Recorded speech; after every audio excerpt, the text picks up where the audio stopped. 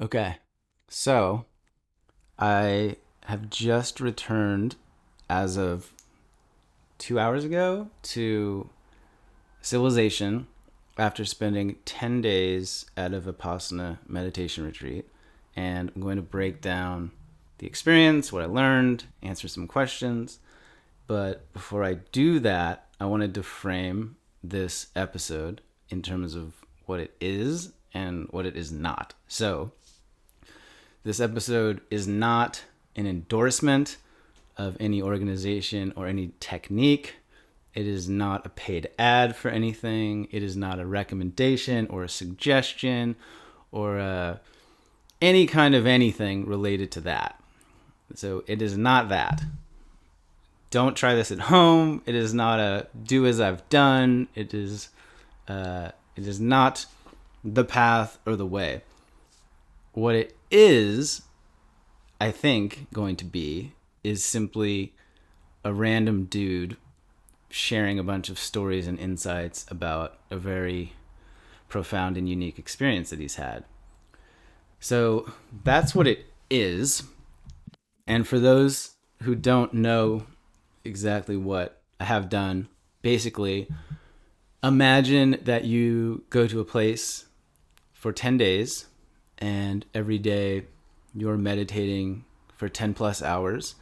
And at this facility, there is no talking, there is no eye contact, there's no physical contact, there are no gestures or gesticulations or thumbs up or eyebrow raises.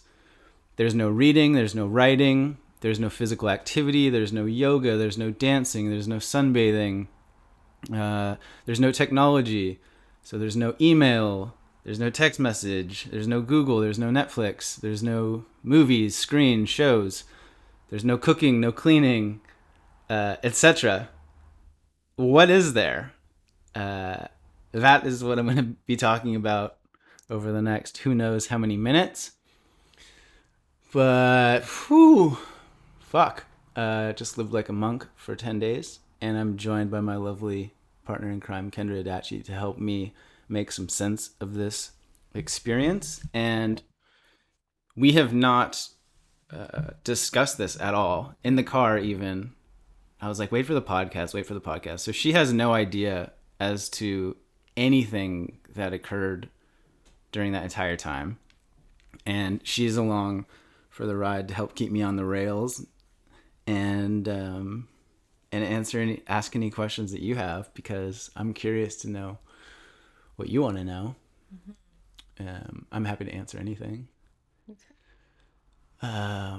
Yeah, so Vipassana retreat, that was a thing.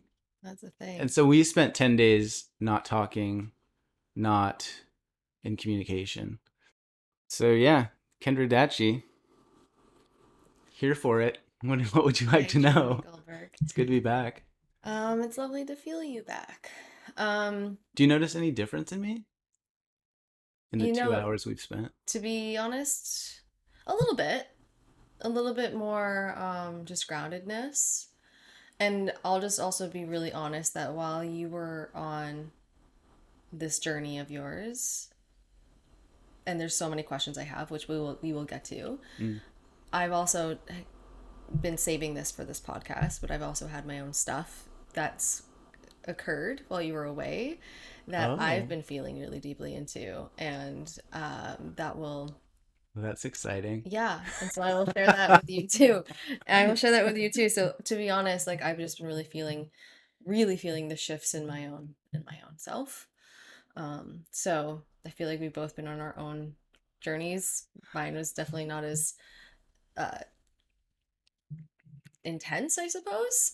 So the first question that I have for you, because I think it's a really good, just like basic question that somebody had on Instagram. Mm. So those of you, I put a poll out. Well, I put a questions box out, and some people ask questions, and I have a lot of my own. The first Yeah. question, because it's like really basic, and I feel like is a good way to start, is like, What did you eat? what is a vipassana? What is Oh, what is it? vipassana? Yeah, Yeah.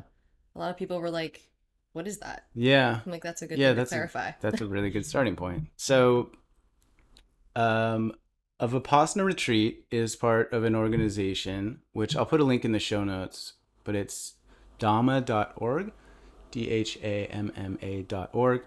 And there are, I think, hundreds of retreat centers all around the world, run entirely by volunteers, that you can take courses at for free. Mm-hmm. You don't have to pay anything, and everything is funded by donation. And Vipassana is a style of meditation or a technique that was rediscovered or refined by the Buddha 2,500 years ago. And it is not religious, it is not a cult, it is none of those things. It's essentially grounded in these three core concepts of sila, which is moral conduct. So when you arrive, you have to promise not to drink, not to have sex, not to kill anything, not to tell any lies, etc. And then once you have that foundation of moral conduct in place, then the focus is on what's called samadhi, which is the concentration of the mind. And then once you have been working through that, the third part is called panna, which is the wisdom of insight. Mm. And so essentially, the Vipassana is a technique that guides you towards purifying your own mind of various impurities.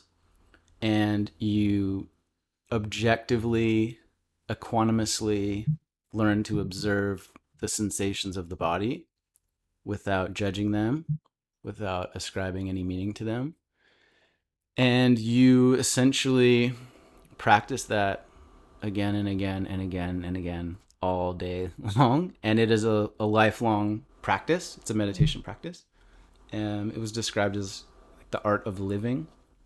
Um, it was made popular by this dude, I forget his name, H.N. Goenka, I think, who was born in Myanmar, traveled to India, and then sort of became the main advocate for this technique that he learned from his teacher back in the day, and spread the word and grew it all around the world. Wow. And yeah, so that's a Vipassana retreat is a 10-day retreat. They have 20-day, 30-day, 45-day retreats. Yeah. And so you have to sort of elevate, not elevate, but as you complete various 10-day sits, they call them, um, then you can sort of be invited to join the longer ones. And then old students can volunteer to cook and clean and also participate in the meditations Wow. of the courses. So no matter where you live, you can jump on that internet and find centers all over the world. And they're usually a couple of hours outside of a major center. Like you won't find one in Manhattan or Right. Brooklyn. It's like in the rural nature area. And their application process. Yeah, Yeah. yeah. They have way more people that want to do these courses Yeah. than there's space for. Right. And yeah. So a follow-up question that just came up for me is, Mhm. are you interested in doing a longer form sit? It's interesting. Yeah. I definitely my interest is peaked, but it's Mm. still so fresh, right? Yeah. Like I remember when I finished the Camino and I like walked across all of Spain and I was like, never again. Mm. Like impossible. Check the box, bucket list complete, done. Whereas this, I'm like, I I'm intrigued to see how deep the practice goes because Mm. essentially what's going on is you are completely eliminated from any and all forms of distraction Mm-hmm. except your mind and your body, Yeah. and that's it. And so the course and the program and the schedule is all very intentionally structured around getting you just going deeper and deeper and deeper. And so that aspect of being a lifelong learner and a science dork and curious and a fan of doing difficult things, I'm like, what would that be like? Mm. Yeah. Yeah. Okay. So we'll see. But I mean, not this month, Yeah. surely. Let it still integrate because I'm sure Yeah. there's so many things. So I have a list of like a lot of my own questions, and some of them are Very Kendra. Oh yeah, before so I made notes in my brain during hours of meditation. I want to talk about on this episode. So if you can remind me or even write this down. I Okay. want to talk about the thumb. I want to talk about the growler. I want to talk about the bug, and I think there was one more. These are like things that will trigger a story that I hope will be insightful or entertaining. I know for sure one of them is entertaining, Okay. but yeah. Great. Okay. Um, so one of my questions is what were some of the most surprising thoughts or nagging stories that came up for you to be with? Surprising thoughts. Or I nagging had stories. nagging. Yeah. I had this really interesting. I mean, there was a so I'm literally sitting in meditation for 10 hours a day. Mm-hmm. So I meditated like 100 hours in 10 days, which is an obscene amount of meditation. Like I don't normally do that. So it's a lot of time to just observe the insanity that is my brain, that is likely your brain, that is all of our brains. And so it's not a nagging thought, but like one insight is I'm convinced now that unless we have as individuals a diligent practice to come to terms with, make peace with, befriend, love, adore, acknowledge like the chaos in our minds, like we do not stand a chance to live a fulfilling life, achieve any sort of goals or peace. Like that has been um like I understand that at a very deep level now. Yeah. So that one's cool. I had this one realization where so like I was lost in thought, meditation, and then like my brain would just take me down this trail and so the process is to come back to the breath, etc. And I was at Burning Man. It was like just dropped into Burning Man, and I was dancing. I've never been to Burning Man, but Mm-hmm. I was suddenly at Burning Man. I was Mm-hmm. like, didn't realize it. I was just in it, and I was dancing, and then this woman came up to me that I recognized, and I was like, oh, that's Aubrey Marcus's wife. Aubrey Marcus is like a podcaster, uh, dude on Instagram as well. But I listened to this podcast years ago for a while. Anyway, his wife comes up to me and like we're chatting, and then out of nowhere, Aubrey Marcus like comes to my side, he like approaches, and right when I was about to be like, "Oh, Aubrey Marcus punches me in the face and like breaks my jaw, and I'm like laying on the ground, and I'm really hurt and upset, and then in my brain, I was like, oh man, now I need to like do a post and tell the world that Aubrey Marcus is like a dick and like he's like a real mean guy. And then I sort of snapped out of it and was like, gosh, what was that about? Like where did that come from? Like trying to Mm-hmm. understand, right? And what I realized was if that story was real life, then what would be happening is I get to be victimized at a really huge scale, and I get to be seen and acknowledged and praised for being like the good guy or like the victim. Mm-hmm. And I was like, that's interesting. Why didn't my subconscious brain go towards like, and then Aubrey Marcus came up and like was like, yo, want to be on my podcast or like want to collaborate or like want to be homies and like we could be friends. And so I started dissecting sort of old stories around choosing to be small or choosing to be victimized. That was interesting. Mm-hmm. Um, and then this one thing which relates to the thumb. So maybe, I mean, maybe now's a good time to share it because you asked about random thoughts or nagging You were, thoughts. yeah, nagging thoughts, just like, yeah, So interesting. I'm lost deep in meditation. This is on like day 7, where I'd kind of gotten over the hump, was into the technique, like dropped in, and I'm like in it, and I'm feeling good.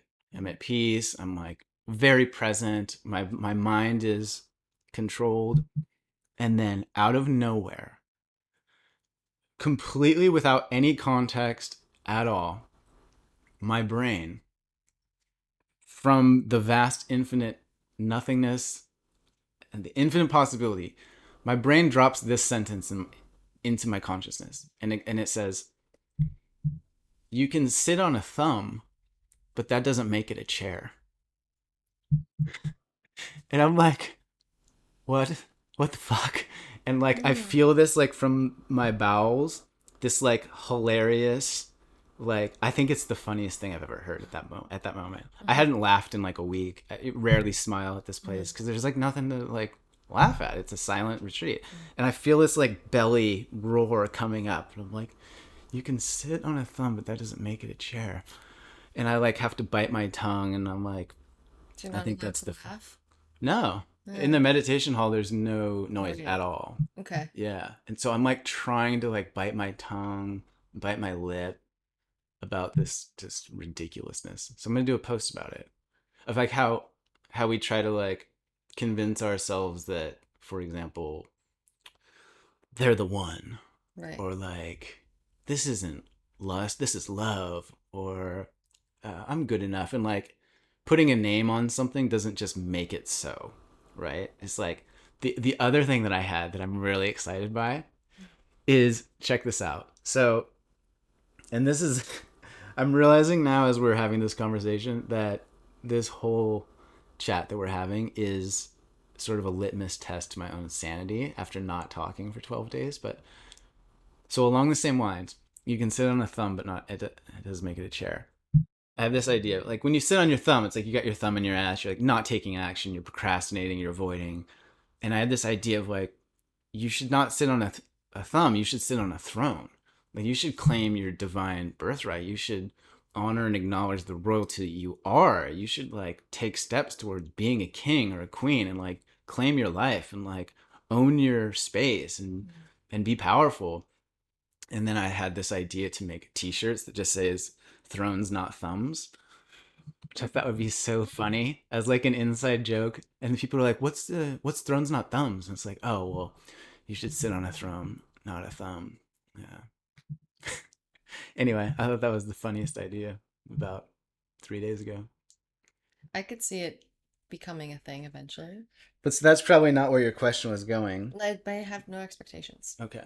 But yeah, feel free at any time to get me on track or Okay. reasonably more on So track. yeah, I'm also just really aware that you haven't had like full conversation and knowing who Yeah. you are and like witnessing you in your like usual day-to-day meditation practice, you'll Yeah. have like a thought and then you go write it down or like Yeah. you have somewhere that you can like put it Yeah. and you haven't had that for 10 days. Yeah. And so that was something that I came in this like really aware of like who knows where the heck this is gonna go. So actually 11 violet violent violins. That's another thought I had. 11 violet violin violets. Yeah. 11 violet, like the color, Mhm. violent violins. Oh, okay. Yeah, that just, I like played with that in my brain for about five So minutes one day. interesting. Yeah. Okay, because I'm just also conscious of like where all the places we want to go. I have so many Okay. questions. I don't Yeah. think we'll get to all of them. That's okay. I'll answer more succinctly rather than telling you about, I'll try it. I'll do my best also to bring you back. okay. Okay, just gonna skip through some of them. Yeah. What sneaky ways did you find yourself wanting to distract from the work? Because if there were no distractions, could you Yeah. find yourself sneakily trying to find a way to distract or like find your mind be like, oh, let's maybe just count this thing a million times? Or yeah, what were some ways that you found yourself wanting to distract? The easiest one is just simple, like distraction in the brain of like fantasy story, like that Burning Man example, like this thumb in the butt example. Something I also want to say though is like, how do you differentiate like what's a distraction for you and Yeah. like what is actually something that's just like maybe there's something more to it? Like maybe that wasn't a distraction because you Well, had pretty profound well, insights from those. when you're in meditation, I think the answer would be anything that is not full awareness of the breath and the technique that you're using, which is essentially scanning the body Mm-hmm. nonstop from toes to head in this kind of specific, pragmatic way to observe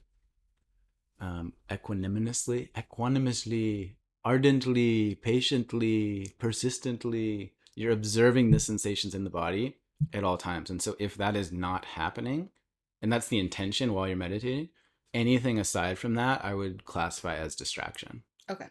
So, in other ways that people talked about it after was like reading the tags on your t-shirts because you're so bored and you just need something to do.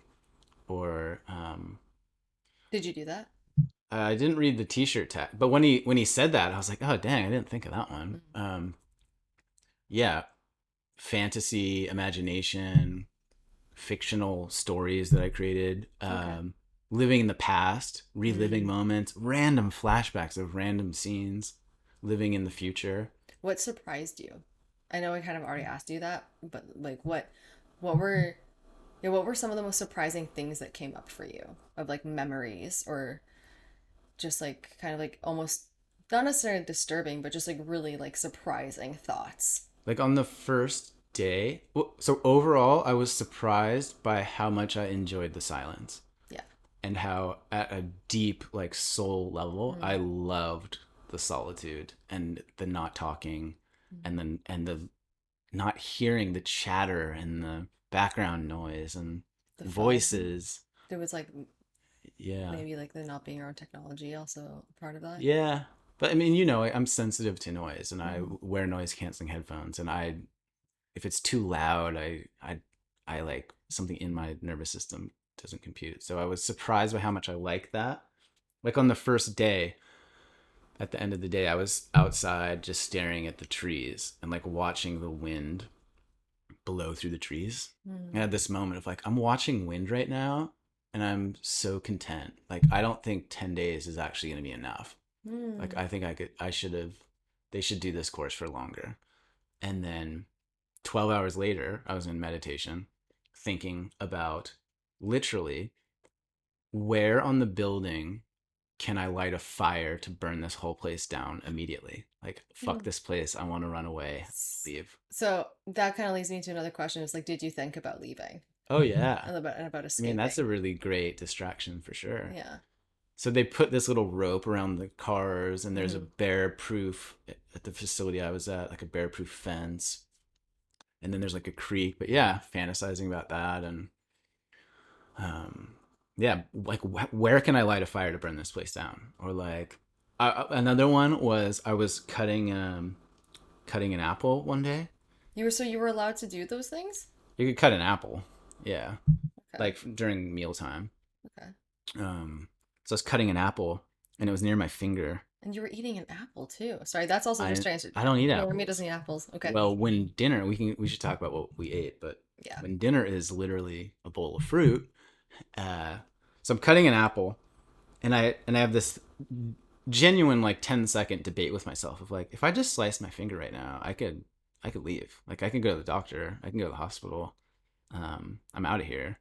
So those thoughts came up, but I think the power of meditation in general is to separate yourself from the intensity of the thought and to recognize that just because it's a thought doesn't make it true, Hmm. doesn't make it real, doesn't make it anything, and that we subjectively initiate and like thrust our own meaning onto things, and Yeah. in doing so remove the isness of it, like it just is, and then we make it bad or good. Yeah. Yeah, you get it. I So mean, yeah. on some level, I do. Yeah.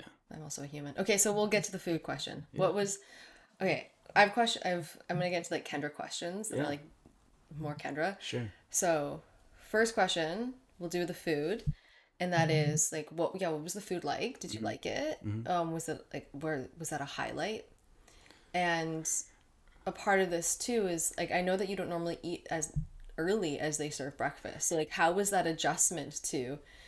I guess the whole structure, So the the adjustment to the structure, the when you food. asked if it was a highlight, I chuckled a little bit. The best part of my day Mm-hmm. was from, so every day they ring a gong, Oh yeah. like before the meditation begins. You have like a 10-minute warning, or then during mealtime they'll ring a big gong, and this dude will walk down the hallway, and it means it's mealtime. So like when you hear the gong for lunch specifically, because lunch is the only day that it changed. From when I walked to my bedroom to about the 15 seconds till I got into the main dining area and I could read the menu, which is on like a little laminated card, and see like what was different, what is changing that day, was like the absolute highlight of the day. The most joy, the most excitement. It was virtually the only thing that was drastically different Mm-hmm. over 10 days. So It's interesting. yeah. Like, Oh, it's so exciting. So the food was good. Yeah, food was good, hearty, healthy, vegetarian. Um, some examples. I have all the examples. Yeah. So breakfast was there was a big pot of oatmeal, You and then love I oatmeal. love oatmeal. I was so pumped to see it for the first 4 days, and then I was like oatmeal again. So big pot of oatmeal, like sunflower seeds, almonds, walnuts, flaxseed. There was a couple different plant-based milks. There was regular milk. There was two kinds of cereal. Big bowl of fruit, and then several loaves of bread, different kinds of bread, gluten-free, cinnamon raisin, and then a couple different butters, spreads, coconut oil. There was a big thing of peanut butter, Oh, and then good. some very basic seasonings like cinnamon and sriracha and olive oil and stuff that was just in the one space. So that was breakfast. Dinner was literally a bowl of fruit that was just on the main dining table, and you would go and eat your fruit. And just smash a bunch of fruit. Just smash a bunch of fruit. And like on day 4, I realized that there was a jar of honey for the tea. So I was like, and there was cinnamon. So I So made, it's fruity. yeah. And then the dude next to me, anyway, poured milk and like ate it with a bowl of milk. And I was like, oh, innovator. I'm on that. So that's dinner. So breakfast is served at 6:30 in the morning.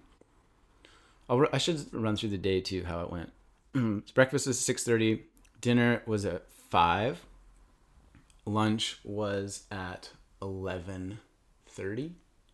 11. And lunch, okay. Day 1, lentil soup with cornbread. You love lentil And I soup. love lentil soup. There's always a salad bar. So there's always like a big thing of greens, shredded carrots, shredded beets, shredded cheese, and two different dressings. Okay, day 1, lentil soup, cornbread. Day 2, split pea soup with white rice. Day 3, shepherd's pie, which Oh, was you love delicious, shepherd's pie. served with a soy mushroom gravy. Oh, Shepherd's pie. Then day 4 was marinated tofu I love steaks, that you remember all of this. baked nutritional yeast. Day Yummo. 5, Mexican Oh, night, your which favorite. I manifested a big tray Oh, of refried beans. this is gonna lead me to my next questions. Day 6, yeah, day 6 began what I call like the curry stretch.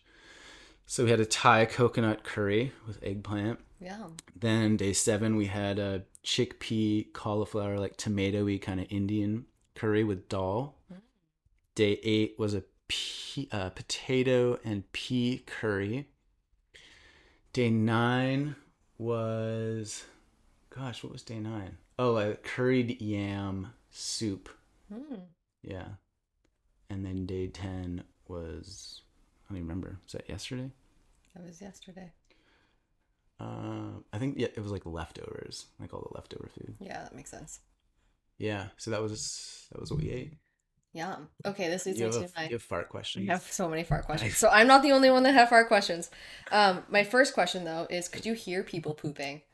pooping. Yeah, because I mean you're silent, and so like if you walked by the bathroom or like Um, if you're waiting for the bathroom, could you just hear people yeah, pooping? And like so, yeah. So the bathrooms, there was on the men's side at least, there was one bathroom that had a couple urinals, a couple showers, and then one stall like for pooping. yeah, And then there was two one separate. stall for pooping. Yeah, And there's how many people? but hang on, I'm Okay. continuing.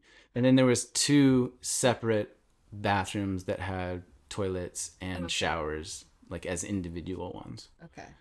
So yeah, you would definitely hear some poops going on occasionally and I'm some like, noises. just gotta get used to it, and I love that.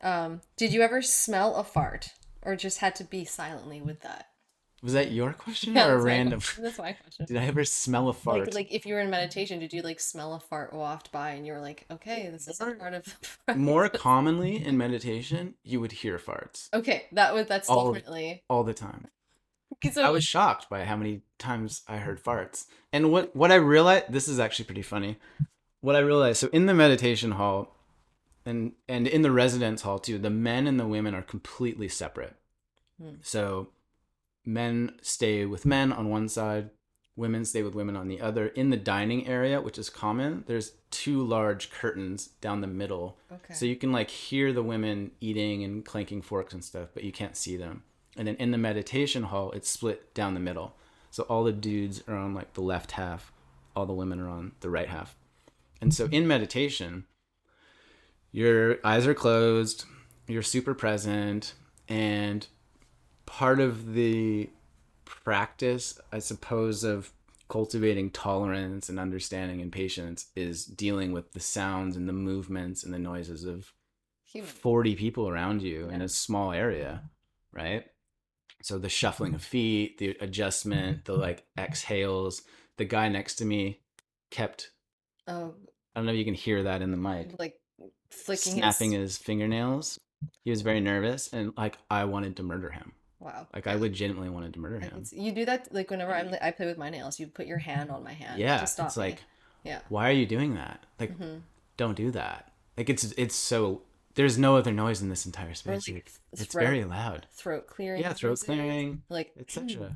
So there was lots of little things like that. But then what I realized is such a unique experience for me is to be in a shared space with my eyes closed with a bunch of women who I've never met, mm-hmm. who I do not know, and then would randomly hear because I know which side of the room they're on. I'm like, oh, a lady just totally farted really loudly. It's like, I wonder which lady that was. Like, oh, there's another one. Like, wow, someone's. There's just a bunch of strangers farting all around you, and you don't have any idea who they are, but you can't say anything and you can't move. So during the process of sitting in meditation, you don't. Ideally, you don't move a muscle. You don't move your body for an hour at a time. So you're like you don't move your fingers, you don't scratch your face, you don't adjust your seat. Like once you drop in, you're locked for that hour. What happens if you move? I mean, yeah, so you can move. It's not like It's you just don't like get your like own practice. beat with a bamboo pole. But the goal is to like get to a place where you can sit for that long. So if you need to adjust yourself, that's cool.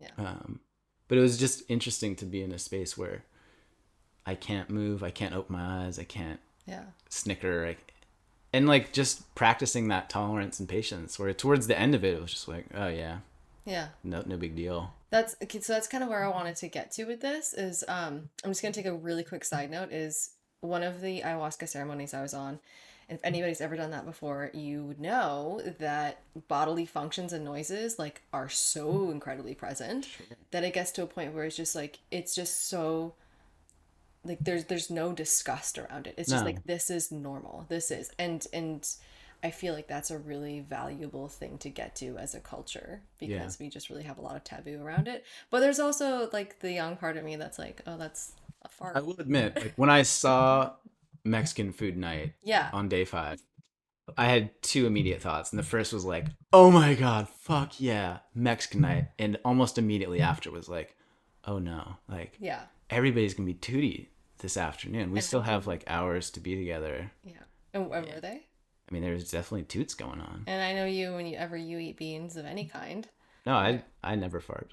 you totally toot. So I was wondering if you ever found yourself worried or like nervous or found yourself going to I nervous was tics if you had to surprised by poo in. not poo, but I was surprised by how little I farted in Hmm. meditation. Yeah, I expected to have to deal with this, and but I didn't really. But like when you were in the bathroom, did you ever find yourself being like, "Oh gosh, like this is gonna be a noisy one," or like, did you have these thoughts?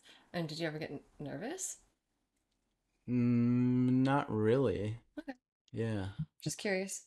I Um, hope that's where you take this. oh, could you leave meditation to have a poop? That's not my question. Yeah, they discourage it because you have pretty regular breaks, like every hour or so you have a break Okay. for the most part. But like if you had to, you'd obviously go. You wouldn't shit Yeah, and yourself. then a significant maybe I should just run through the day. A significant part of the day you have the option to be in your room Mm. rather than in the meditation hall. So basically 4 a.m. the gong hits. It's like wake up. 4:30 another gong. It's meditation time in the hall or in your room. 4:30 to 6:30. Then breakfast 6:30 to 7:30. Uh, And then 8 to 9 was a Vipassana sit where you have an hour straight together in the hall. And then 9 to 11, 11:30? No, 9 to 11 was optional meditation in the hall. Then you have lunch. And then after lunch, it's 4 hours of meditation. 1 hour of that is like as a group together in the hall. Then dinner. And then every evening, oh, after dinner, there was another hour of meditation. And then there was an hour and 20-minute film from the dude from 1991 Mm. of his Dharma talks, talking about the technique, the history. And he was so good. Yeah. I was so shocked by how embodied and eloquent this man was. This is from 1991. And the content is still on point, still evergreen, super relevant.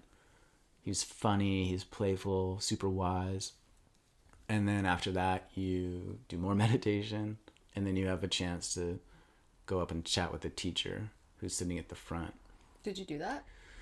Yeah, twice, I think or maybe once or twice, I went up and just asked a quick question.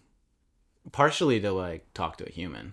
Yeah, It I was was like, wondering if like you would just do that just for the sake of it doing was, that. yeah. So on the car ride home, I got a lift with a couple people, Monty and Jacob Cole, if you're in Vancouver and know those humans. And she said, which was interesting, that there's like a sign up list each day. If you wanted to talk to the teacher, you can put your name down. And she said the list in the women's side was always full. And there was at least 3 to 4 names on there every day. And in the men's side, Cole and I were laughing because the most I ever saw on the list was one name. And it was just like the dudes didn't really do that, and I thought that was an interesting difference. And she even laughed, though. Monty was like, yeah, like I just really wanted to talk to someone, and like a lot of the women just wanted to chat. And she said there was a lot of tears and emotions on that side. They just I can wanted see. like some support. Yeah. Yeah. Um, so interesting. Okay, I have some other questions that are not mine. Okay, I have a question from my mom. Okay. What's it like reuniting with Kendra? Oh gosh, the best part of my life. I mean, I haven't touched a woman, or I haven't touched a person in 12 days, right? Mm. And you were obviously in my thoughts frequently. And Which we can tie two questions together. okay. Um, Katie Stroka asked, "How Oh. many times did you think of Kendra?" How So, many yeah. specifically? Often.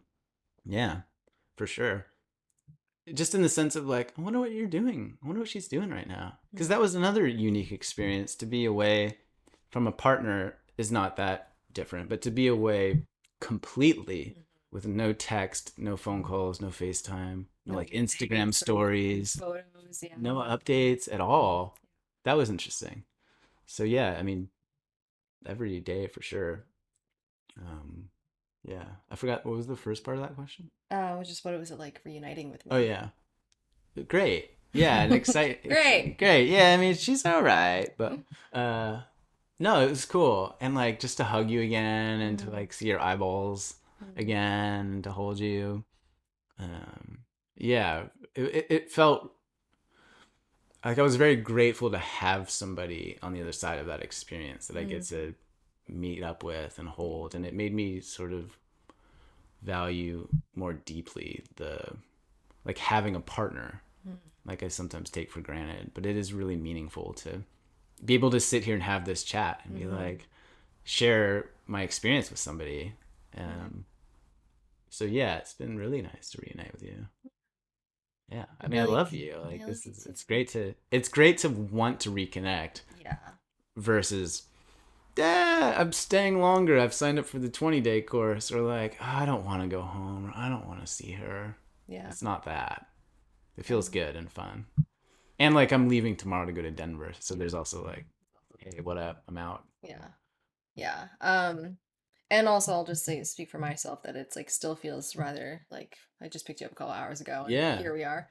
Yeah. We Um, wanted to like get this podcast out of the way. because So, you have things in your brain. Um, I just want to quickly interject with something that came up for me. This is not the big thing, but this is the little thing that I I'm noticed. so intrigued by the big. I'm like, what is. Okay, Yeah. those that are on my email list, Uh, Reddit.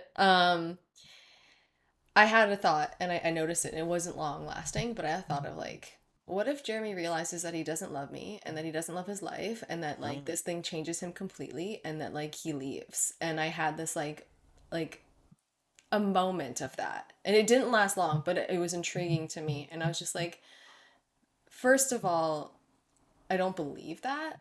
Like I just know our love is so true mm, in a really deep way. And like I feel like I also have the intuition that I would have picked up on that long before. yeah. But it was just an interesting thing to like be with, and like there was some sad tenderness to it, and I was just like, I Mm, like not on a 10-day meditation, but in my own way, navigating my mind, go through all these things of like, what do we do with our plans? Like, where would he go? Like, where would I live? Like, where would we both live? Like, how would we? yeah, the fear story. Like the whole everything like crumbled, Mm, and it was like in a matter of seconds, and then yeah. I just was like, that's not true. So I got to It is navigate interesting. this. Yeah, that's definitely not true. Yeah, yeah, I, I'm I, grateful. I did, But I did like have that moment of like, from my side, of like, it'd be pretty funny if I just rang her and was like, hey, I've decided to be a monk now, and I'm going celibate, and I'm just gonna stay here and live in this ashram-like monastery existence for good. yeah. Another thing that you did come up frequently as I was learning about the Vipassana technique, because you're so about body wisdom, you help so many people drop into their body, love their body, honor their body, intuition, etc. And the technique is very, and I didn't realize this going in, but very heavily focused on listening and observing the body, like calmly, lovingly, patiently. And I was like, oh my gosh. And it's sort of like this mind, how do I describe it? Like, it's almost like a somatic trauma release that's Mm. gradually titrated through the breath Wow. and with the, I mean, I'm this is just my description as that caveat at the beginning, like I don't know my anything, but yeah, it's very, I was surprised at how integrated the technique was, um bridging mind and body. Mm. That was really surprising to me, and I thought of you several times like, oh man, Kendra would be so intrigued by this, or the way Yeah. he's describing this, it's really cool. Yeah, that part definitely intrigues me. 'Cause I've heard that before, and that also, just briefly, is one of those things where I'm just like, well, yeah. Yeah, It's just you're like gonna it's say like that, that sacred of course. wisdom that we Yeah, all know, and sometimes we need to remember by going through these experiences, and like we all forget, and we all need to yeah, remember it. So that's to me, I'm just like I'm grateful that yeah, that's there. I am leaning into the experience, yeah. and it's one of those things where I'm just like, Yeah, well, you got to be yeah, called for this. Yeah, just again, like, don't hear any of this and sign up and just be like, that sounds cool. Like, meditation retreat. Yeah, I'll go and chill out and have some Mai Tais by the pool. Like, this is a really hard thing. Really, really hard. Like, physically, my body was in pain every day. Like, the joints near my quads where they attach to the inside of the knee, my hip. I should talk about day 4, which was hell day for me. Yeah, ankles, back. I was thinking about you for this, Yeah. of like I know how this is gonna make you sound, Uh oh oh. man, Jer. As I know how sometimes like if you sit too long, like your hip hurts. Yeah. And I was like thinking of you, of like, oh, I wonder how like his body's holding up and not having his foam roller to do his stretches Yeah, I and all definitely these things. regretted not taking the foam roller. Like, but I feel like they would have been a form of distraction. But Yeah, that's true. at the Yeah. same time, so this is where I'm just gonna quickly, briefly say, at the same time, this is where I'm like, and taking care of your body through this is pretty I important. definitely did some stretching, Yeah, but the idea was like not to do a yoga practice for an yeah, hour or do a workout routine or to like yeah. to eliminate that. Yeah. But so yeah, your body did get sore. Oh, smashed. Yeah. Smashed. Yeah. Does it feel better? Do you feel like maybe like Oh, sitting, I'm enlightened now, so yeah, I don't really maybe feel we're anything floating? anymore. Yeah, I'm on Maybe the that's all the cloud. it's your all your Yeah, floats, namaste. all your farts. Um, well, it was similar. So I did that 10-day Camino walk in July, Hmm. and I would say to people like, your body will adjust. Like your body knows. You just got to get used to living this lifestyle. And so for the first 4 days or so, it was really, really hard. And then yesterday was like the last day, and I like felt good. I felt even a little bit confident of Mm-hmm. like the 1 hour sits became like, yeah, doable, Mm-hmm. confident, like not a huge challenge. Mm-hmm. Whereas at the start, and you get used to it. So there's cushions. So the meditation hall, everybody has like a tiny meter by meter square of like the padding that gymnasts kind of use, Yeah. right? And then you can put cushions and seats and backjacks and blankets, and you make your own little sort of fortress. Could you lay down and meditate, or did you have to No, sit up? you have to Yeah. sit, Okay. yeah. How did you sleep?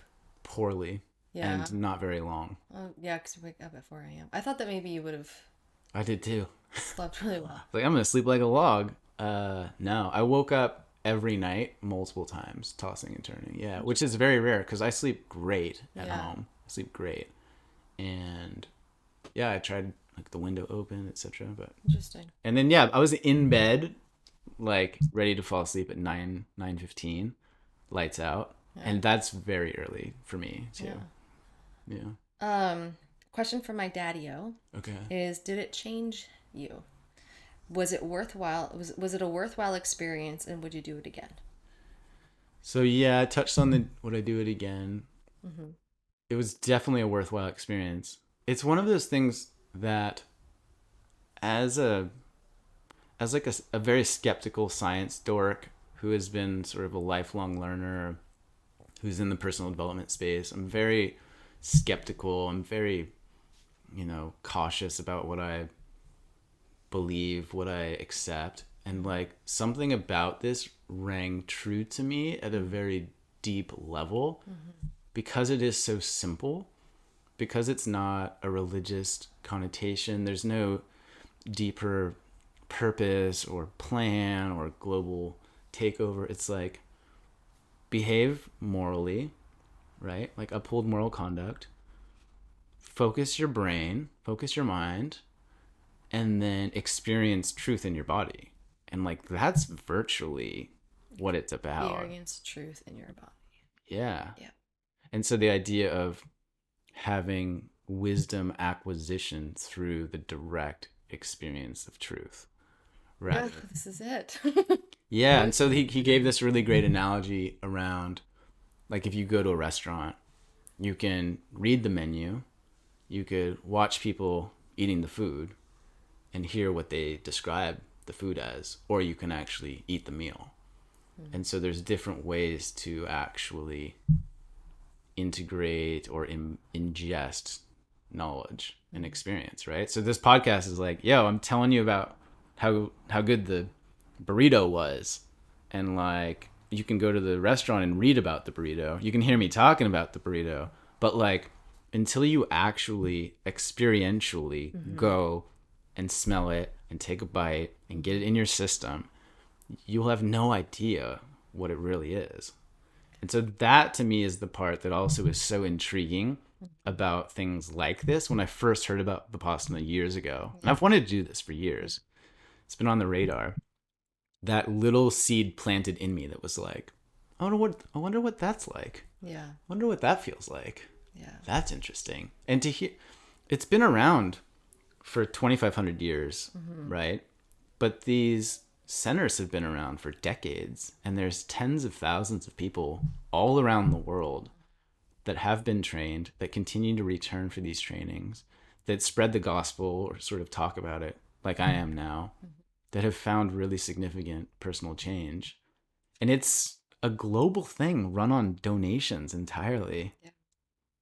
Like that's interesting to me. Yeah. Like there's Like something there. there's so, it's yeah, it's like there's no higher purpose. They're just like you can come for free. Literally, they say that. There is no manipulative angle even at the very end in Mm-hmm. terms of donation or time or there's like no asking virtually Mm-hmm. from the participant. It's Such a all about complete giving and yeah, complete receiving. service. Service. Yeah. That's like, They're like, we have this gift that we fully believe in that we think yeah. could free humanity. And basically, the ultimate intention of the practice is liberation, Mm-hmm. is like enlightenment.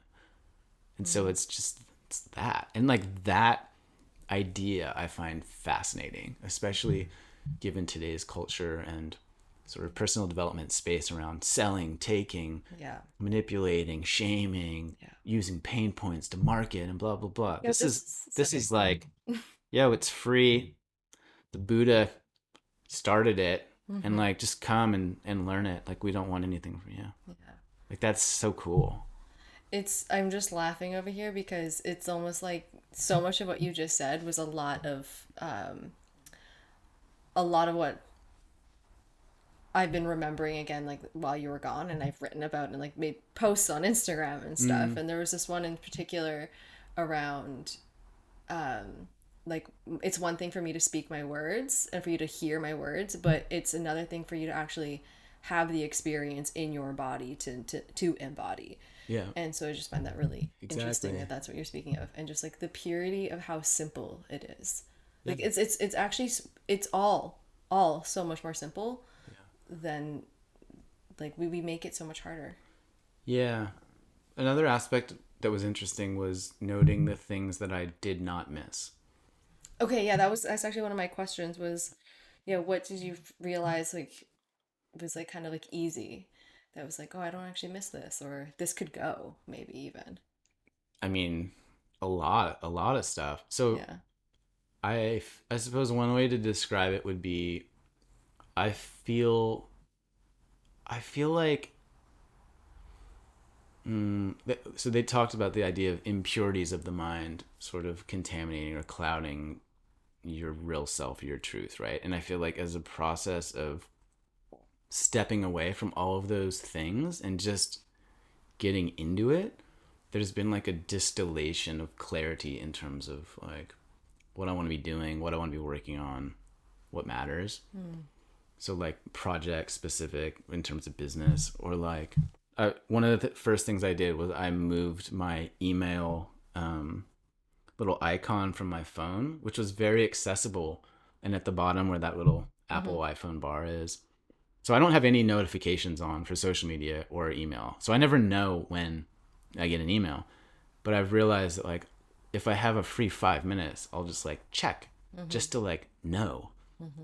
And I had this moment of like, why do I need to know? Like, why do I need to know what's in my inbox? Like, I'm not going to sit down and respond to it right now. All that would happen is I know this thing that now is more to think about, or that adds more to my plate, or more stress. Um, so that's been like one thing. And then, sort of at the core of the teaching is, so basically, he says there's three causes of unhappiness, which are craving, aversion, and ignorance. Mm-hmm. And so craving and aversion are sort of both sides of this individual grasping for something else, right? So you have a desire or a want for a thing, or you have a desire or a want to get away from a thing, right? And so noting what I crave and why, and what I am developing an aversion to and why has been helpful. So like Mm-hmm. I did not miss at all social media. Mm-hmm. Like not in the slightest. Yeah. And it's been really interesting, and I talked to some of the other dudes about this, but like when we got our phones back, none of us, not one, immediately turned it on and was excited to see it. Not Right. one person. Yeah. Every single person was like, ah, Yeah. there's a heaviness. And like I turned my phone on and it's like 146 text messages and 96 WhatsApps, and like I checked my email because I had to find this Airbnb that we're staying at. And it's like 377 new emails, and I'm just like, oh my god, it's so I did not miss social media, Mm-hmm.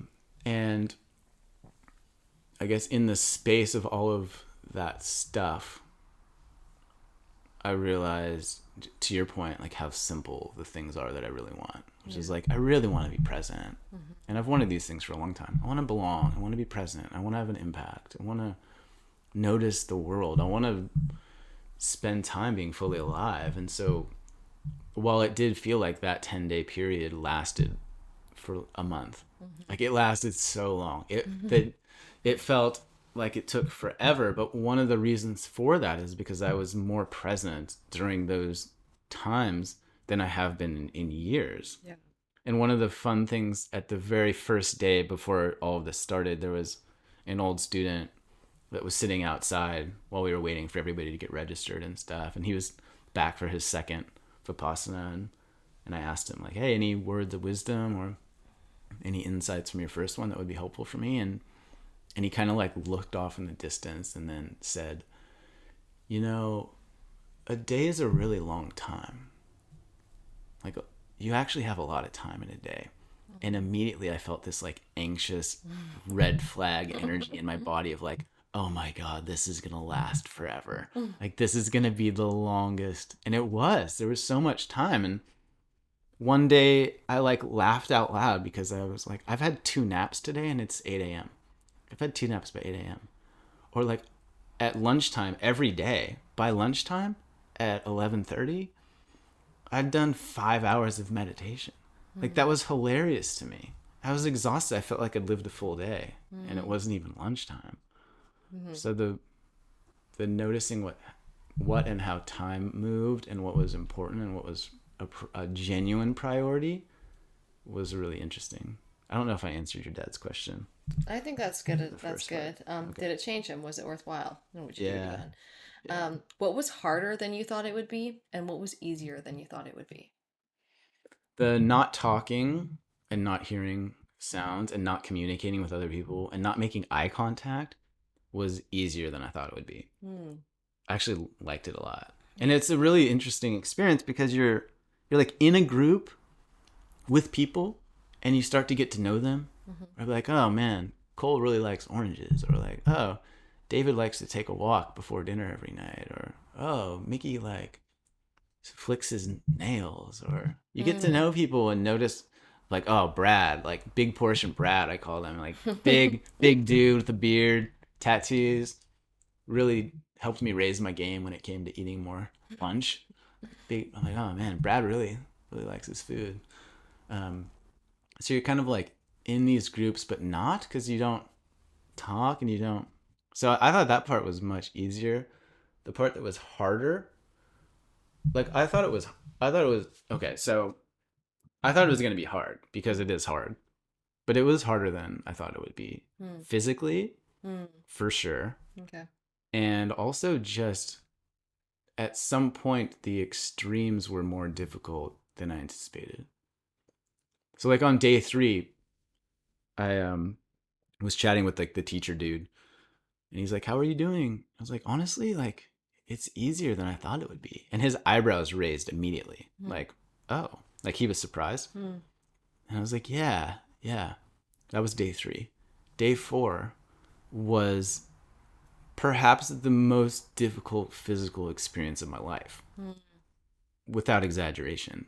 Like I was I so day 4, maybe I should step back.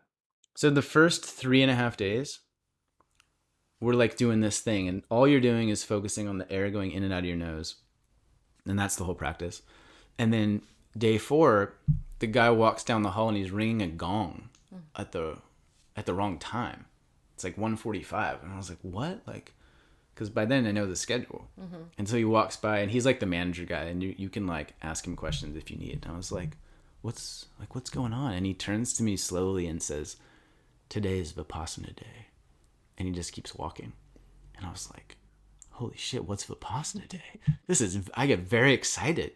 Wow, okay. And I noticed, much to my own annoyance, that there's a large sign sort of in the main area that I walk past all the time. And that sign had been changed today with a new schedule. And it turns out essentially that the first 3.5 days we were not doing Vipassana at all. We were doing this other breathing technique, which was designed to lay the fundamentals to then build upon and learn Vipassana. Right? Hmm. So I was like, oh shit, like we haven't even been doing Vipassana? Like, all right, well, what's Vipassana? And so we go in, and it's like, okay, from 3 to 5, there's like a lecture from the video series, and you learn Vipassana. And at the start of the lecture, the dude from 1991, older dude, goes, "I would like for you to try to not move during your Vipassana sessions." which is like you don't move your body, you don't itch, nothing. So I was like, all right, game on, let's go. And so we're doing it, and for like 45 minutes go by, an hour go by, and I'm like in extreme pain. Like Yeah. my back felt like to the right of my spinal column, there was like a 1 inch vertical stripe, like a foot long, that was like a lightsaber from Star Wars. It just felt like fire, like throbbing fire. My left hip felt like the size of a beach ball and was throbbing in time with my heartbeat to the left side. My right knee was in this with so much pain. My ankles hurt, my back was sore, and I am in extreme pain. And I'm like, I am not. And I was like talking to myself, just like real rah, rah, rah, force. Like, I'm like, this fucking, this old cunt, like, he's not gonna break me. Like, fuck this guy. If he can sit for an hour and a half, like, I'm gonna sit for an hour and a half. And then I periodically, like, David Goggins appears on my shoulder and is like, 40%, man, hard, stay hard, like, you got this. And I'm like, my little version of me is on my shoulder, like, come on, man, like, come on, finish this, like, pep talk. I'm just like, gah, and I'm in so much pain, and I start to get these pangs of nausea in my stomach. And then I'm like, I'm gonna vomit on the meditation floor, like, this is wild. And then it's like, stay hard, come on. And I'm just like, surely there's like 5 minutes left at this point. And then I had this experience where I can only describe it as like psychedelic, where my body, in my brain, like, my body shrunk down and turned like pale blue into like a tunnel. And then I zoomed out of the tunnel in this large kind of Buddha-esque statue form. And I was looking down at myself Wow. in the meditation hall and like witnessing my little body, which then became my real body. And I was like larger and like disassociated outside of it, like I was having a psychedelic experience. Wow. And then I was like, oh gosh, this is serious, like, because I want to puke, I'm in so much pain. And I'm like, God, I wonder what this lunch? I wonder if this is, yeah, what do they feed me? What kind of mushroom gravy was that?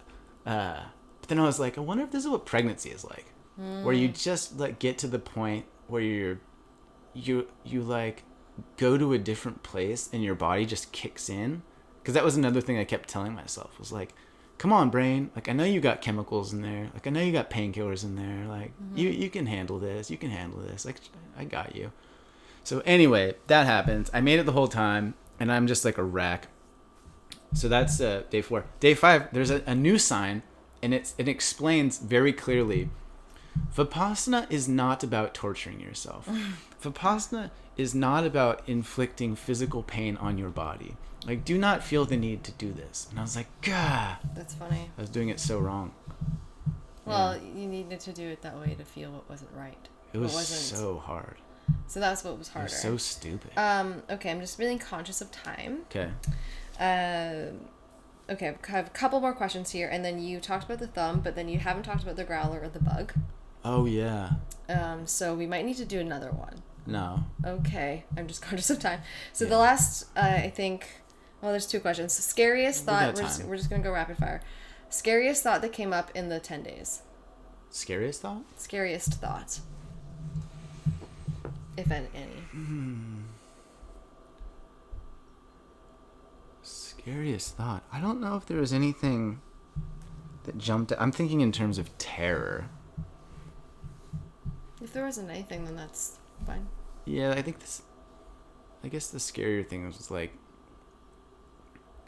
I mean, I imagined burning the building down, and I imagined like killing my neighbor for flicking his fingernails and stuff, but that was more playful. It was scary to, I don't know, the thought of like leaving and disappointing myself and like not finishing what I came to do felt scary. After like put it online and told all my friends and family, like, I'm going to do this thing, because I have heard stories, and it's not uncommon for people to flee in the night. literally, and run Yeah. away from the center. Okay, I just think that's interesting in itself. Of like, Like I didn't want to let myself down. yeah, was it I wanted to like get the most out of it. was it letting yourself down or letting others down? I Because you think were I just was like, I put it out online and I told all Yeah, these I think I people. was.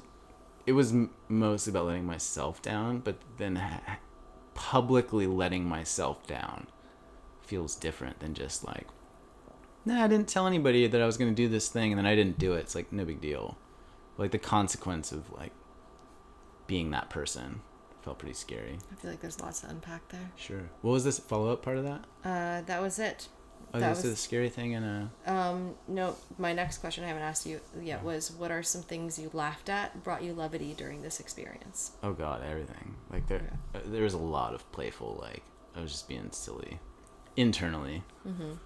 Like, just I mean, everything I've described so far. Like I laughed at. Yeah. Even like leaving the hall when I was in so much pain, like I was giggling, and then I walked into the room and saw the dinner, and it was marinated tofu steaks, and I was just like, I was smiling for 2 minutes straight. I was just so stoked about marinated tofu steaks and white rice. I love white rice. I know, and you love, just yeah. the thought of, I was giddy. I was over the moon, and it was. I was even reflecting how surreal it is that 10 minutes ago, like I wanted to die. I was in so much pain. And then you're like, oh, tofu steaks. Tofu steaks? This is the best. Life is great. My life is the best. Okay, the growler and the bug. Yeah, so the growler, there was this woman who period over from like days 6 to 9 maybe would just have these really loud like burps. Oh my gosh. Or like Fun. yeah, like burps or like I couldn't tell if what was going on. They were weird noises of like hiccups combined with burps. They, you know those little dogs that are like pugs or Just bulldogs, like have that weird breath. and like their whole face is kind of shiny with spit and boogers, and they just kind of snort and stuff. Like Yeah. Yeah. it kind of felt like that, and this growling, and it was really distracting because you're in a quiet room, and it was every minute or so. It was very regular to the point where I was so perplexed that a human body could make that much noise in such a weird way. And it was also kind of hilarious because it sounded like burps and farts, and it was just this one person, and it was like obviously you're not supposed to make sound there and blah blah blah. And so she was just in my brain of like, oh, the growler's at it again, growler's at it again. And then one day this other woman, about, I don't know, half an hour in, just goes and like laughs out loud. Oh, that's stands up and like storms out of the class, and then you hear like this other assistant lady follow her, and I was like, oh shit. And then right after she had that outburst, like a random dude on my half did the same. It was like and like giggled, sort of snorted. And then I started, because you don't laugh at anything that whole week, and I had a lot of like repressed energy and humor, and so I was like thinking this is the funniest shit that's happened in days. So I'm biting my lip and I'm laughing, and I'm like, God, the growler is just really going for it. And it was so funny. And then maybe 20 more minutes of meditation, the lights come on. He like turned the lights down a little bit for the mood. You can open your eyes, and I look over, and the growler has her legs like spread out in front of her, and she's just slowly rubbing her legs. And she has like gray shoulder length hair, and I realize she's easily the oldest person in the room. And I had this moment of like profound shame and like sadness.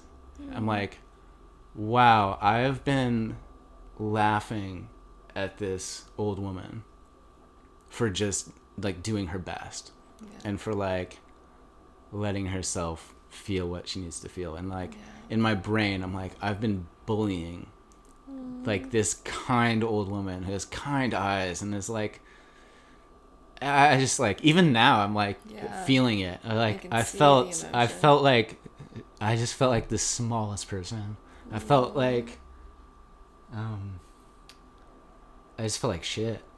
And like we had spent like 8 days equanimity, compassion, kindness. And I was like, I'm that's that's happening in a way that like was really shocking to me. And I'm like really just grateful for that experience. Yeah. Like she taught me so much.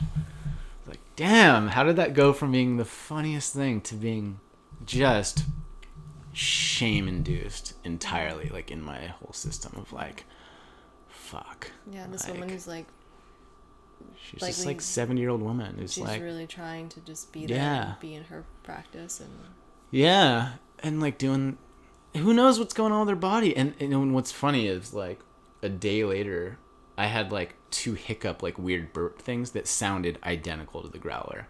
And I was like, oh, it's completely uncontrollable. Like I don't know what's going on. I don't know why this is happening, but so that's the growler. So obviously for those of you listening, you cannot see, but Jeremy literally got quite teary-eyed there. Yeah, it fucked me up. I feel like that is like the story that will stick with me when I look back at this in 10, 20 years is like that lady. Talk about compassion and wanting to bring kindness into the world. It's my whole fucking brand. It's like make kindness cool.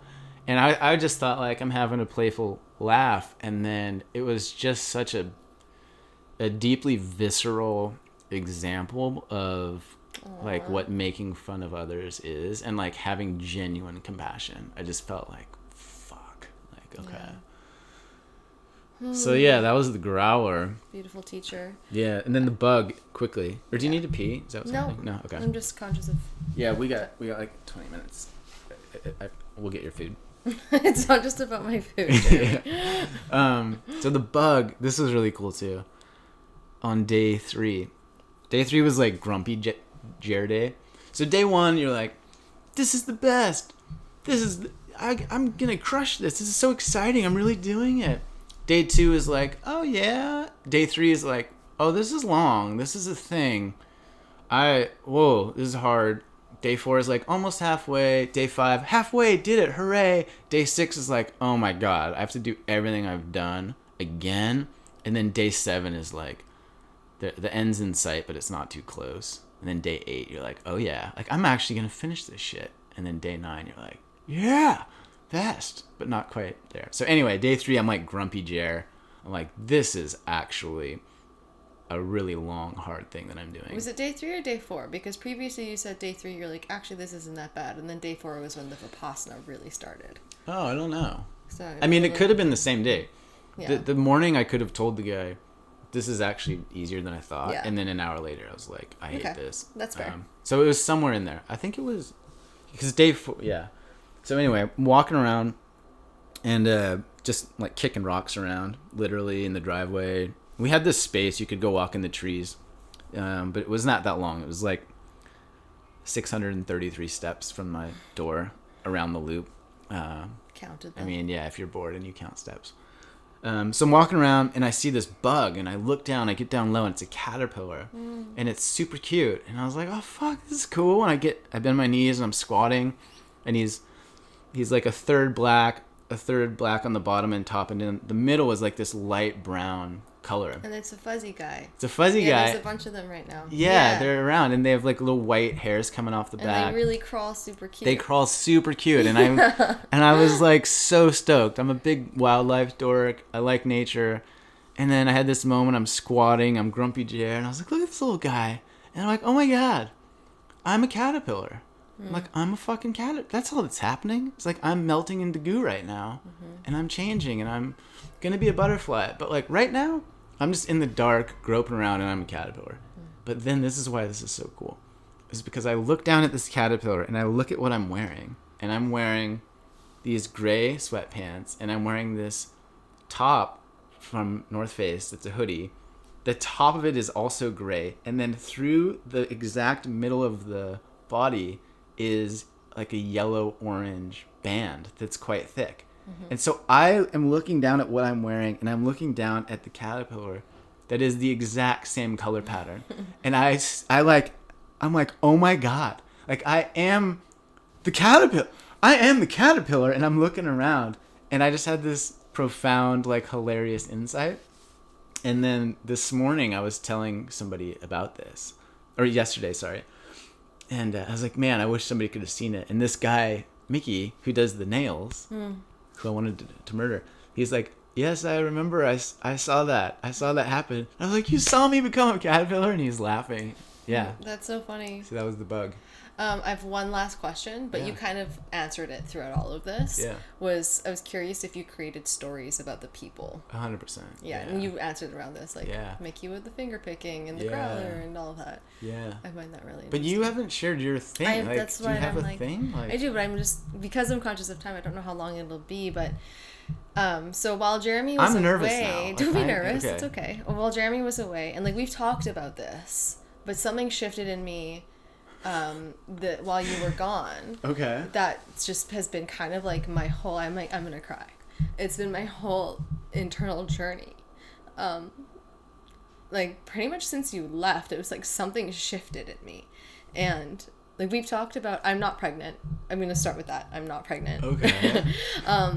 We've talked about like, you know, being parents, like having kids, and we've like joked about like, oh, when we have kids, we've joked about these things, and these are things that like I've had the idea of, like, yeah, I like could want kids, and like I like the idea of it. And then something just like in my body like totally switched, kind of like how I've been experiencing these switches in my body frequently, and like we've talked about them before too, of just like responsibility up levels, basically, that I'm just like, it's time. And something shifted in me that was like, oh, I think this is going to happen a lot sooner than I was anticipating. And it's emotional for me because it's basically like this very real call into motherhood, like I've never felt it before. Like it could be this year, it could be next year. I'm not saying I don't have any expectations. Obviously you would be the father. But there's a dog barking outside. That's okay. So what this has been for me has been like a what are those things called? A microscope lens on all of the ways that I need to grow up, but like in a really compassionate way, not in like a this is wrong, like you can't do this anymore, but in like a that changes, very real, like a very real. I was speaking to a friend, Kai, about this sensation of energetic readiness, and how confronting it is, and just like this conversation around, and with other women too, of like how that in itself, and like the lead up to that in itself, in ways that we can't possibly perceive, like everything that I've been eating, everything that's been bringing me to this point, everything that I've been wanting to like up level and like expand and grow in financially, to this point that's almost like, okay, like something that's shifted, that was like, this has all been leading me up to at least get to this point of energetic readiness that now is really confronting, but also like I can't not know that's like, another way I've described it was almost like it's the awkward space in between maiden and mother. The maiden is becoming the mother, but this like my human, my preferences, my comforts, my ego, that's like, no, we're good where we are, like this is good, we like that, this will be really different, this is gonna change everything. It's like that doesn't get to have a lot of voice. What I'm feeling, in a way that I was describing it to a friend, was almost like spirit baby, however you want to believe in it. It's almost like spirit baby is like, okay, you're ready, like get ready, like something. Spirit baby, just to clarify, being like your future child, like speaking to you? Yes, Okay, like this thing has chosen spirit me baby. now, and it's just like, hey, now it's time. Wow. Like that's what it like feels you got like. a download from spirit baby. Like I got a like, download that was like, I'm coming, basically, so Wow. like get ready. Okay. And it's scary, and I'm like, I'm not ready. Like there's so many parts of me that's like, fuck that, but there's a deeper thing in me that's like, okay, like everything else, everything is just being so illuminated in these ways. And what's been so interesting is like the things that I've been listening to, everything is leading to this. And something else, like, I'll just speak to that was really subtle and really funny. And I'm like, of course this just happened. Was as we were coming into this Airbnb, we were waiting for the Oh, mother of the son that owns the Airbnb to finish cleaning, and really lovely family. And she was like, do you guys have kids? And I was like, not yet. And she was like, you'll know this love. Like, she was talking about, you'll know. And because we I were joking of why she's like cleaning the bathroom of her son's Airbnb, and she's like, "It's a mother thing, like it's a mother's love." just like it's a mother's love, and like just like I could feel it. It was like palpable, and I'm like, yeah. I'm like, of course that interaction would happen right now. Little things like this have been happening, and I was having this conversation with a friend of ours, Sophia. We went to the river one day, and I was talking to her about this experience I was having, and she is my age, and she has a little girl, and I was talking about how I almost like my ego's like, no, I want things to be perfect. Like the house isn't right. Like I want everything to be different and to be like away before child comes. Which fair enough, and I'm really grateful to have the privilege to be able to have conscious contraception preparation. And like that's not something that everybody gets to have. And I realize I'm in Conscious this conception. conception. Yeah. Yeah, that's what I meant. Conscious conception. And she just kind of laughed and was like, when I became pregnant, like we were not there at all. And I look at them in their life now and I'm like, really, they have everything that, like, their little girl has a pony. Like, and she was just like talking about how the universe, like everything, like, like provided, like business, everything just like came.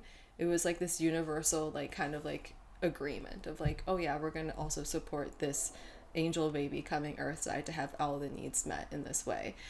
And she actually has lent me some really amazing books, and I've been looking through them. And one of them is I can't remember the exact name of it, but it's like one of the OG books. It's like Natural Traditions, and it's about baby and mom, and there's like all the food that's really good for mamas, and it's everything that I've been eating. And Yeah, there's because months ago you switched to like eating meat again and raw animal meat. And yeah.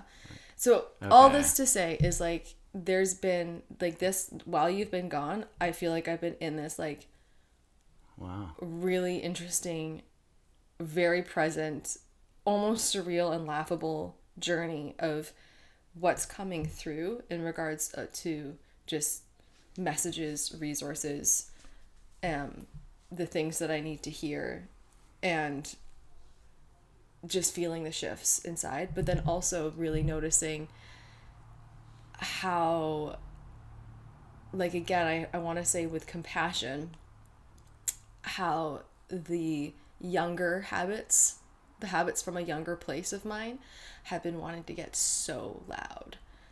So loud. And I'm just observing them being like, what? Like this is, I'm just so aware. And I was on a call, and this goes back to the truth of simplicity. And I was talking about how I was almost like punishing myself for noticing these habits, and of just like where I want to go is like I very much feel like where I'm going, and it's scary, and there's a big part of me that's like not ready, but I'm also ready. And on this call, but the big message was like, I'm doing it. Like I'm doing what's required, and it doesn't need to, there's no punishing necessary, and it's like it's simple. The simple thing is I am participating, and the truth is I am participating. And I'm participating just by like trusting this very deep thing that I felt within me, that I still feel within me, and I'm just allowing what's needing to kind of sift through and come up and be aware of to come here. And it's simple, and it's the more I'm like putting pressure on it, like the more suffering I'm feeling, obviously. So that's the big thing, is like that's been this really big crazy call. And part that was challenging was that I couldn't message you about it, and I also, a huge part of me trusted that. It was like, I'm not meant to, like, right now, like this is like for me to be with at this time. But I was also like feeling you deeply, of just like, okay, so Spirit Baby's downloaded, and that's a lot for me to be with. Um, yeah. So just 'cause previously we were having a conversation around like just our 3 to 5 year life vision and just how opening that was. And I remember being like, yeah, I could see like in 3 to 4 years maybe, and this feels a lot sooner than that. And just like the shifts that are really required. So that just feels big to me. Yeah, I mean, that does feel big. I go away for 10 days. No, but thank you for sharing so openly. Like, I love that you just dropped this at the end of a podcast. Like, oh, this huge life transformation has occurred. Yeah. So, yeah, that sounds like you've had your own little retreat for sure. And I look forward to talking more about this and hearing all about it and hugging you. Mm-hmm. But wow, okay. That's fun.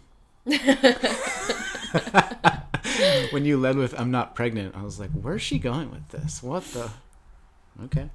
Because wouldn't that be wild? Like, I'm pregnant. That would be very wild. Yeah. I do not. Yeah. Okay. Wow. So, Jeremy's back from his thing, and just a few more things to integrate. And just a few more things to integrate. And I feel like it's divinely timed. I've honestly, that was a big thing that I was feeling too. I was like laughing at the sensation that I'm feeling. Divinely timed that you would have this space to go be with you. And I'm just really trusting of just like, fucking spirit baby saw me pop out for a minute and was looking down. I'm like, oh, he's gone. I got it, man. Hey, pay attention. I got something to say. It's nice and quiet down there. No distraction. Well, yeah. There was some distraction for sure for me, but... So... Okay, well. Welcome back to... I loved your use of the word participation. That's what that really resonated for me. Just in life, and like, for me, during that sit and meditation too, it's like getting clear. Yeah. Listening, observing what's going on in the body, and like participating in that ride as it unfolds. Yeah. Like, who knows how it goes. I think that that's actually a really great way to end this, because that was another thing that I was shifting in me, was feeling this like the energetic readiness of like, it's one thing, like readiness, something that showed up for me was readiness is not only a feeling, but it's a decision that we participate in. And that like, yeah, it's that whole participation piece. And I think it's also an illusion in some regard too. Is like, can you ever really be ready to do something that's why completely life changing and unknown? Yeah, it's nuanced. It's nuanced, and it's like, no, like the thing is no, absolutely not. But there's like the I'm ready enough. Am I ready to participate? Yeah, is really it. Like, am I ready to like commit to like what's required to participate in this? Yeah, and I love all those old parts of you that need to die or need to go, or like putting up their last battle cry, or just like, no, or just getting like loud. having compassion to them, and just really noticing that like we're shifting very far away from that, very far away. So, yeah, that's my leaning in piece. Yeah. Well, I love you. I love you too. Thanks for sharing and for being so amazing. Thanks for listening. Is there anything you need to hear or say? No. Let's go get you some calories. Yeah, I think the calories are ready to be picked up. I put in a food order, and we got to go pick it up, and that's why there's been the... Yeah, and if you're still listening, thanks for being here, and if you have questions, shoot me a message, or maybe we'll do a follow-up if there's interest. I don't know. This podcast to me felt like just a wild ride, shit show. Of like, I hope it was interesting. I hope it was helpful. Yeah, me too. I mean, the last 10 minutes was profound and deep and like really solid content, Kendra. Thanks, Jeremy. Well I feel done. like all of it was. One thing that I would like to end saying is that our lean in container is starting on the 28th. Oh yeah. And 28th? On the 28th at 5 p.m. Yeah, I've decided. Okay. Yeah, I was away for a while. So that's like a group program that we lead, and 12 weeks, calls, experiences. Yeah. Really about the participation and leaning in. I mean, you're walking the talk, hey? We both are. Yeah. All right. Okay.